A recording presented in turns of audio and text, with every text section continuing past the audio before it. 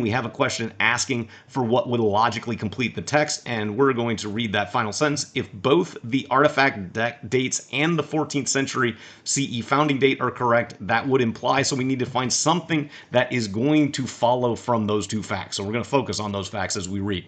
If some artifacts recovered from excavations of the settlement of KK in modern Ghana date from the 13th century CE, that may lend credence to claims that the settlement was founded before or around that time.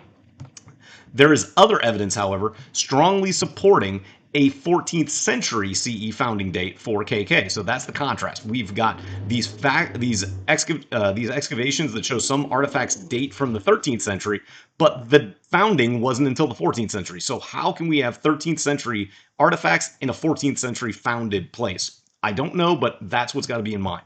Choice A, artifacts from the 14th century are more commonly recovered than our artifacts from the 13th century. Whoa, we're just talking about this one settlement KK. I need a whole lot of additional information to say what A says, so goodbye to A. Choice B, the artifacts originated elsewhere and eventually reached KK through trade or migration.